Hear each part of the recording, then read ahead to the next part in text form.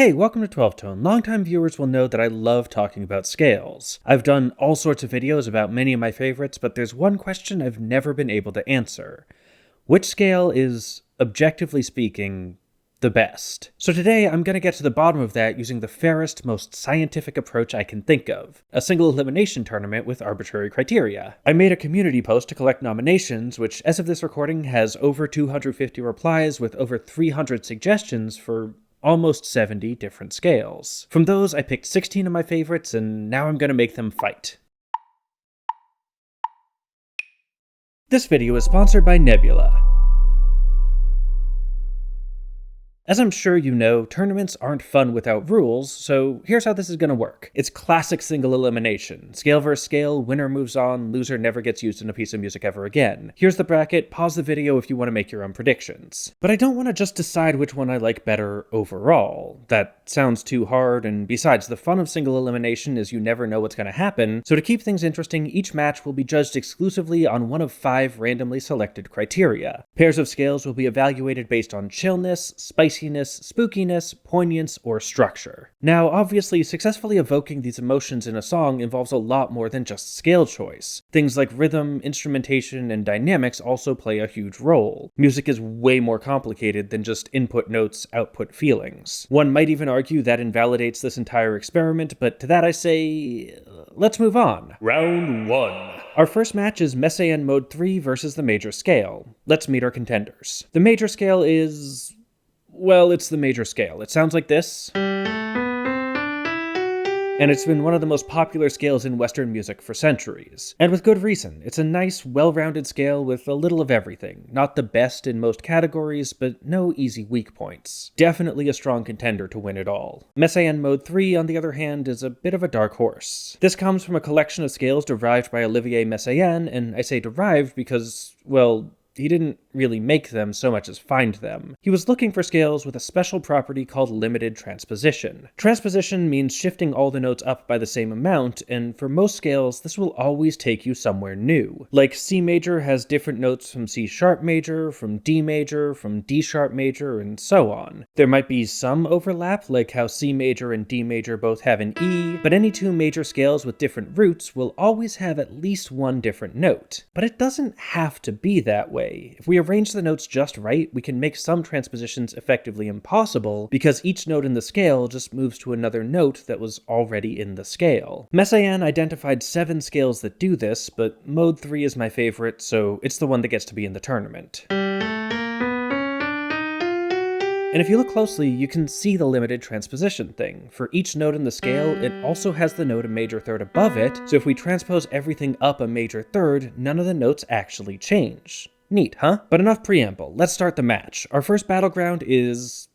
poignance. Okay, so I think the poignance of the major scale is often underrated. We like to say that major is happy, minor is sad, but it's actually a lot more complicated than that. One of my favorite tricks for making something sound devastating is to write in a major key, but center the melody around the third instead of the root. This draws out all the minor intervals in the key, but placing it over major harmony gives it this wistful longing that can often be sadder than straight up minor. Mode 3, on the other hand, is many things, but I don't think of it as poignant. I mean, it has a lot of the right notes. You've got that flat 6 to 5 thing going, and there is a minor third, but it's tucked as a passing tone between the major second and third. I think poignance requires some level of grounding, and Mode 3's symmetrical nature makes it hard to find that, so I'm gonna give this round to major. For our second match, we've got the Prometheus scale versus minor pentatonic. Minor pentatonic is easy. This is what you get when you take natural minor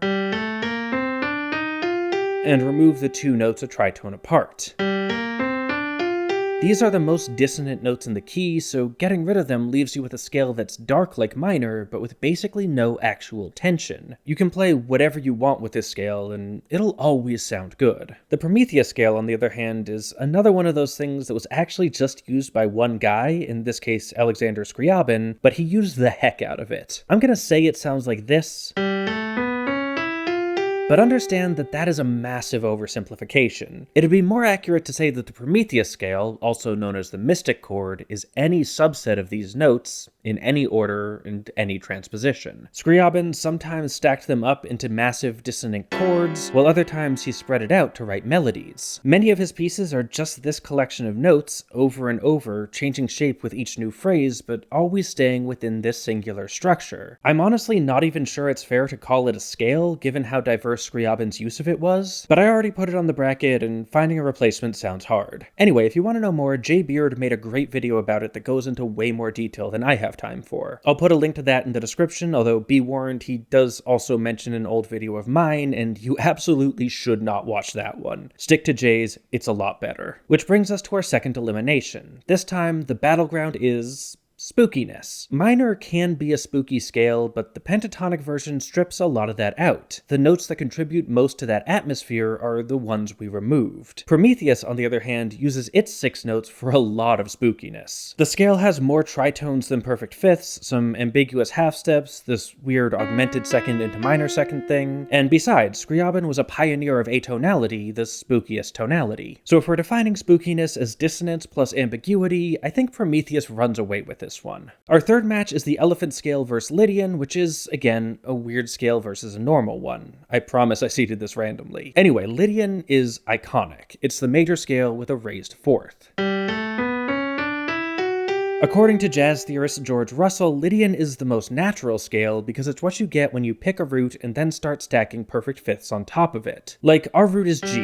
A perfect fifth above that is D, which is in the scale. A perfect fifth above that is A, then E, B, F sharp, and C sharp. This makes the Lydian scale the center of Russell's theory of tonal gravity, which is the basis for his Lydian chromatic concept, but I already have a video about that, so I'll drop a link in the description if you want to learn more. And speaking of things I have videos about, the elephant scale. Okay, so full disclosure, I made this one up. Not right now, though. I did it back in 2018 for a video. I used to do these things called random scale challenges, where I'd generate a completely random scale, then analyze its harmonic and melodic features, write a short piece of music with it, and ultimately give it a name. They were a lot of fun, and I really enjoyed the pieces that other people wrote in response, but I eventually stopped making them because they weren't getting views, and YouTube doesn't like it when my videos don't get views. Patreon.com/12tonevideos if you want to help me care less about what YouTube likes. Point is, the elephant scale was the very first one of these I did, and it came out sounding like this. It's a surprisingly interesting scale to play around with, so I'm excited to see how it does. And our next battleground is spiciness. Honestly, I think this is the one place where the elephant scale has an edge. You might think Lydian's sharp 4 makes it spicier since it gives us a tritone above the root, but in practice, it's the opposite. The perfect fourth is one of the least stable points in the major scale because of the situational dissonance created by its closeness to the major third. Lifting it up makes a note that's more acoustically dissonant, but it also releases a lot of the tension of the scale, making Lydian feel very relaxed. The elephant scale, on the other hand, has all these weird note clusters at the bottom, a completely hollow center, and then some nice minor intervals up top. The elephant scale got lucky here, but it's walking away with the win. Our fourth match is between the blues scale and the enigmatic scale. The blues scale is another staple and one of the most important scales of the last century of Western popular music. I should note that, while this is called the blues scale, the actual scalar vocabulary of the blues is a lot more complicated. Blues artists employ all sorts of scales, many of which use the so-called blue notes, bent notes that exist outside our standard 12-note tuning. This is just the scale that got crystallized as the blues moved into jazz and eventually rock, and it's become a popular way to evoke the style, even if its actual history is a lot more complicated. Ethan Hine has a good primer on his blog about the problem of assigning a single specific scale to represent the entirety of the blues, but I'm going to use it here anyway because at this point it's become such a common idea, especially among learning guitarists, that even if it wasn't really a scale to start, it sure is now. The enigmatic scale is another one of those is this really a scale ones, but for a different reason. In this case, it was always called a scale, it's just that word meant something a little different back then. The enigmatic scale was first published as a puzzle in the Gazzetta Musicale di Milano in 1888 by an anonymous composer later revealed to be Adolfo Crescentini. It sounds like this. And the challenge was to take these notes in this order and harmonize them in a way that sounded good. The scale is designed to make that pretty difficult for reasons I explain on my video on it, link in the description. Anyway, in this challenge you weren't actually required to stick to the notes of the scale. They were meant to be treated as a baseline, but you could do whatever you wanted on top of them. A bunch of musicians in Milan gave it a shot, but the most significant use was by composer Giuseppe Verdi, who became kind of obsessed with it, eventually turning it into an epic setting of the traditional Ave Maria prayer.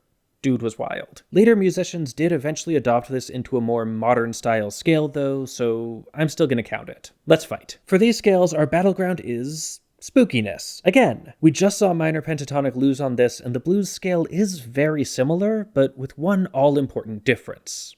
It's got a tritone. That's reasonably spooky, and while in my experience that's not really how the scale is used, you definitely could if you wanted to. But the enigmatic scale also has a tritone, and it doesn't have a perfect fourth or fifth, so unlike the blues scale, that dissonance has nowhere to resolve to. Add to that the big jump in the bottom part of the scale, the string of half steps centered around the root, and the fact that we literally call it the enigmatic scale, and I think the spookier option is clear. The fifth match looks like a good one. We've got the whole tone scale versus altered. The whole tone scale is a simple scale with simple pleasures. It's what you get when you just walk up a whole step at a time. This simple, repeating pattern makes it another one of Messiaen's modes of limited transposition. That's right, the bracket has two of them. Air horn sound. As for altered, this is what you get when you take the major scale and flat everything. It's sometimes called super Locrian because it's like Locrian with a lowered fourth, but we're not talking about Locrian yet. Save your Locrian thoughts for the next match. Now, you might think that all these flats make the scale super dark and unusable, but there's actually one purpose it's extremely well suited for. Being a dominant scale. Dominant scales are a kind of chord scale, which is a scale you play over a specific chord in a progression rather than using it to construct a whole piece. Dominant scales go over dominant chords, but hold on. We said altered has a flat 3. How can it be a dominant chord? Well, fortunately, it also has a flat 4, which is secretly just another way of writing a major third. Combine that with a flat 7, and boom, you've got a dominant shell voicing. There's no perfect fifth, but that's fine. We don't really need one to get that dominant sound. But to understand what makes altered so special, we need to talk about tensions. Tensions, short for chord extensions, are the notes you get when you keep building a chord beyond the 7th. In Western harmony, chords are usually stacks of thirds. Each pair of consecutive notes is some kind of third apart, from the root to the third to the fifth to the 7th, and if we keep going, we get the 7th to the 9th, the 11th, and the 13th. These are basically the same as the 2nd, 4th, and 6th, an octave up. Traditionally, the 9th and 13th are always major, and the 11th is perfect, but that's not always the sound you're going for. Sometimes you want more dissonance, so you can add accidentals to get the flat 9, sharp 11, and flat 13. These are the altered tensions, and the altered scale is just all 4 of them draped over a dominant shell voicing. It is, by definition, the spiciest dominant scale, so I know which battleground it wants, but this is random, so we're actually going to use chillness. Yikes. Okay, so let's get this out of the way. Neither scale is particularly chill, but they're actually pretty similar. From the major third up, they use exactly the same notes, so all we really have to look at is the bottom part. Whole tone has a major second, while altered has a flat 2 and a sharp 2, and for that reason alone, I guess I'm gonna say the whole tone scale is slightly more chill? Feels weird, but that's the game we're playing. Moving on, the 6th match is between the chromatic scale and Locrian. The chromatic scale is just what we call the collection of all 12 notes. Is it really a scale? Whatever, it's in the name. Locrian, on the other hand, is the 7th mode of major. That means if we take the notes of A flat major, but treat the 7th note as if it was the root, we get G Locrian. Major modes are a hugely important part of Western music. We already saw Lydian, another mode, and all 7 of them get used all over the place in various traditions. Or, rather, 6 of them do. Locrian's the odd one out because it's the only major mode that doesn't have a perfect 5th. This makes it hard to create a stable 1 chord. The best we can do is G diminished, but that feels like it wants to resolve somewhere else. Locrian is a difficult scale to work with, although Adam Neely did a fun video where he and some friends made cool music with it anyway, and again, I'll put a link to that in the description. But now it's time for the next battleground. Spiciness. So the chromatic scale obviously has all the spiciest notes, but that kinda feels like cheating. After all, it has all the least spicy notes too. Locrian, on the other hand, is pure spice. The only dissonant interval it doesn't have is the major 7th, and the only consonant interval it does have is the perfect 4th, so while chromatic runs can be a great way to spice up a riff, by volume, I'd say Locrian is the spicier boy. Our 7th match is between two powerhouses, the diminished scale versus double harmonic major. The diminished scale, also called the octatonic scale, is built by taking two fully diminished 7th chords, like G diminished 7 and A flat diminished 7, and smashing them together. The diminished 7th chord is symmetrical. It's built entirely out of minor thirds, so this is actually another one of Messiaen's modes. That's right, the bracket has 3 of them. Take that, Messiaen haters. But there's more going on here. The diminished scale is also, coincidentally, a dominant scale. Or at least this version is. There's 2 different shapes for the diminished scale. I did the half-whole version, where the 2 diminished 7ths I used were a half step apart, but we can also do the whole half version, which starts with a whole step instead. That's an interesting scale in its own right, but I had to pick one, and I went for the one that has both major and minor thirds, because I think that's neat. Double harmonic major is... Okay, first let me explain what harmonic means in this context. Back in the day, the minor scale had a problem. It had a minor 5 chord, but the compositional practices of the time were all built for the major scale, and they assumed the 5 chord was always major. To square that circle, composers would just use a major 5 in minor keys, which could be interpreted as implying a new scale. But there's a problem. We've got a flat 6 and a major 7th, creating this weirdly large leap of an augmented second between notes that was viewed as undesirable. This minor variation was only considered suitable for writing harmonies, not melodies, so it was called harmonic minor. Fast forward to the 20th century, where composers were pushing the boundaries of traditional Western harmony, and that unusual scale step starts to be viewed as a feature, giving it a distinctive, unspecifically foreign kind of sound. I'm not going to unpack that right now, but it was the early 20th century. There's a lot to unpack. Anyway, harmonic minor becomes a real scale, so people start asking, can we do more of this? And the obvious answer is, let's make it major. This led to the creation of harmonic major, which borrows the minor 6th in order to create that same leap. It also gives us a minor 4 chord, so again, cool harmony. But can we take it even further? Turns out we can. If we use a flat 2, we can sneak in another augmented second between that and the 3rd,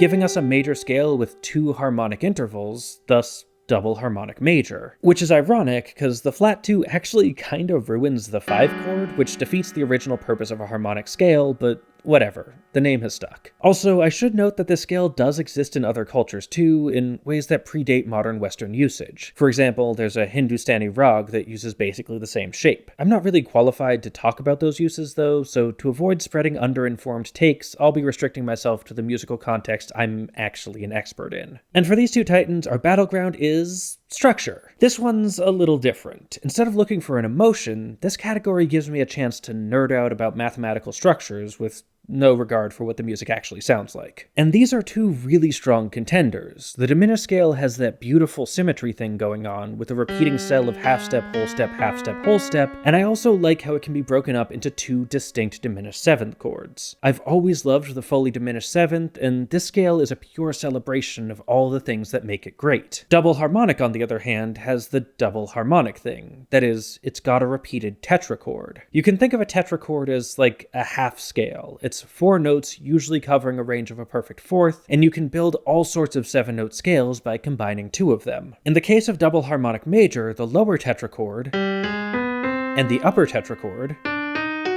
have all the same intervals, which is another kind of symmetry. In fact, this upper tetrachord is what makes something a harmonic scale, and double harmonic just uses it for the bottom as well. Plus, augmented seconds are neat. But while recognizing my bias for the fully diminished 7th, I think I have to say that the structural aesthetics of the diminished scale are just a little prettier. Which brings us to our last battle of round 1, Dorian versus Phrygian dominant. Dorian is another major mode, in this case built on the 2nd note of the scale. It's kinda like minor, but with a major 6th, and much like how Lydian's sharp 4 released a lot of majors tension, this raised 6th calms the darkness of minor. It's a lovely scale, one of my favorites, so I'm excited to see how far it goes. Speaking of favorites though, let's turn to the crowd's favorite, Phrygian dominant. This received by far the most nominations, and with good reason. Phrygian dominant belongs to the family of modal dominant scales. As we saw with altered, a dominant scale requires a dominant shell voicing or a root, major third, and minor seventh. For a modal dominant scale, we just take that structure and superimpose it onto one of the major modes, which tells us what to do with our tensions. Lydian dominant, then, would borrow those three notes from Lydian, giving us a major second, a sharp 4, and a major 6. But this isn't Lydian dominant. Phrygian is the third mode of major, basically minor with a flat 2. Phrygian dominant then takes the flat 2, 4, and flat 6 from Phrygian and combines them with the major third, perfect 5th, and flat 7 of a dominant 7th chord. But as we just saw in the last match, having a flat 2 and a major third results in an augmented second between scale steps, giving Phrygian dominant this beautiful, terrifyingly dark sound that's perfect for resolving back to minor chords. In fact, this is actually the 5th mode of the harmonic minor scale, so that's literally what it was built to do. And our last match of this round takes place on a suitably epic battlefield. Poignets. Ooh. Oh, that's tricky. Dorian is like minor, and minor is the default sad mode, but Dorian gives up one of its best tricks. The relationship between flat 6 and 5 is such a tearjerker, but Dorian doesn't have a flat 6. On the other hand, Phrygian dominant does have the flat 6-5 thing going, but no minor third. And you can't really do the thing I talked about with major, where you fake a minor aesthetic by centering the melody on the major third, because the tritone with a flat 7 makes that hard to stabilize. I don't know. Phrygian dominant is a great scale, but I think it's just too edgy to really read as sad, so I'm giving this one to Dorian. If any Phrygian dominant fans out there want to prove me wrong by writing a poignantly beautiful piece with it though, I'd love to hear it. But for now, let's move on to Round 2. Okay, now that we've met all our challengers, things should go a lot quicker. Our first match is between Major and the Prometheus scale, who will be competing in chillness. Yeah, I don't think I need to spend much time explaining why this is chiller than this. Congrats, Major. Let's move on. The second match is the Elephant scale versus the Enigmatic scale on the basis of spiciness. Okay, that's more interesting. As a reminder, the Elephant scale sounds like this, while the Enigmatic scale is this.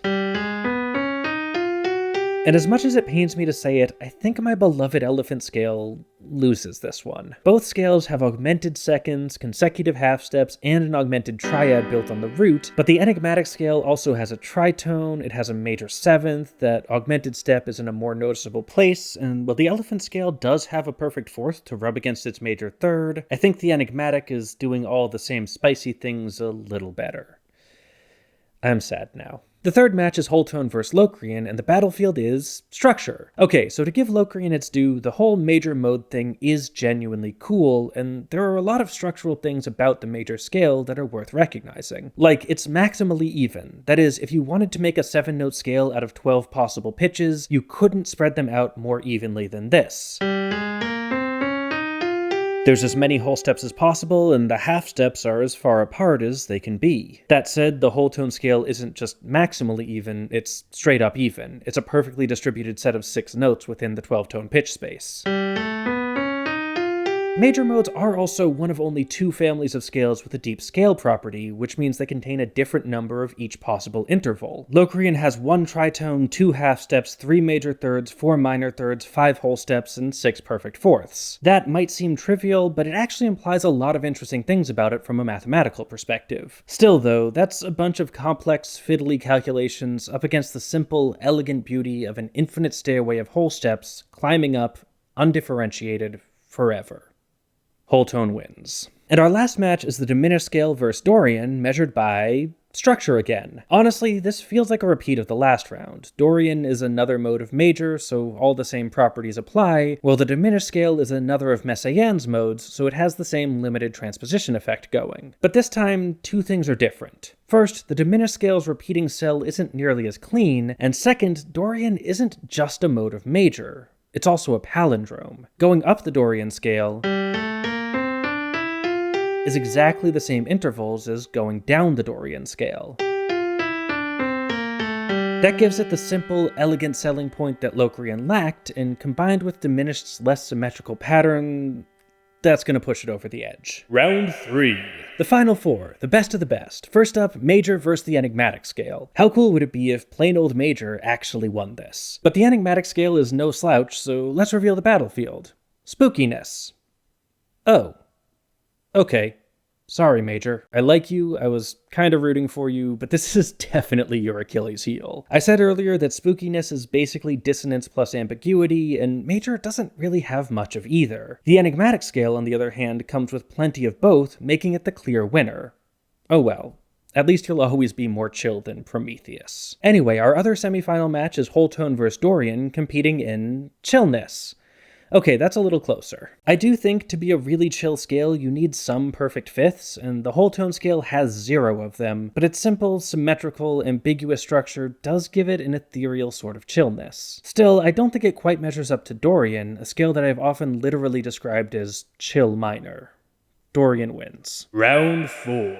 The finals! We made it! Wow, this took way longer than I thought it would. Apologies to anyone who clicked on this video, but we're almost done, so you might as well stick around. It's Enigmatic vs. Dorian for all the marbles on the battlefield of poignance. Again, not Dorian's strongest suit, but not Enigmatic's either. Enigmatic has the flat 6, but no 5 to relate it to, and its third is painfully major. Still, there's something kinda emotional about this augmented second in the bottom of the scale, and that floating tritone has a bit of a wistful edge to it as well. But like I said before, I think poignance requires grounding, and Dorian is the more grounded scale, so combined with it being at least somewhat minor, I guess that makes it the winner. Congrats, Dorian. You're more poignant than Phrygian Dominant, more structurally beautiful than Diminished, chiller than Whole Tone, and sadder than the Enigmatic scale. Everyone, please ignore the fact that I, the person who made all the decisions here, said this one was my favorite before we even started. It's probably a coincidence, but just to be safe, I'll leave a note for myself to edit that bit out of the final video to avoid any appearance of impropriety or bias. I am an entirely neutral judge, and Dorian is, according to the most objective methods known to science, the best possible scale. Thanks for coming along with me on this journey, but also, why did you do that? That doesn't sound like a good use of your time. If this video has a point, I'd say it's probably that it's good to play around with different ways of listening to music. That's one of the many reasons I value my friendship with Noah, the creator behind the fantastic music channel Polyphonic. I tend to come at things from a very analytical, hard theory angle, and he's always challenged me to consider different perspectives. But if you're not lucky enough to be Noah's personal friend, you can get a sense of what I mean from his Nebula class. It's a great guide to different ways of engaging with music from the more narrative, historical perspective Polyphonic is known for, and even if you've seen his work before, I'm sure you'll learn a lot. I've actually been working with Nebula for years now. They're a great streaming service that provides creators like me a place to make stuff that isn't so constrained by the demands and pressures of YouTube, especially when it comes to talking about music. They even produce my podcast, Ghost Notes, which I co-host with Noah, and new episodes of that go up a month early for Nebula members. If you made it this far into the video, I'm pretty sure you'll enjoy Ghost Notes, and Nebula's the best place to listen to it. Nebula also funds the development of bigger, more ambitious projects that wouldn't really fit on YouTube. Recently, Lindsay Ellis dropped like a movie-length video essay about John Lennon and Yoko Ono, and as usual for Lindsay, she absolutely killed it. Extremely worth watching if you have any thoughts about the Beatles, and statistically, if you're watching this,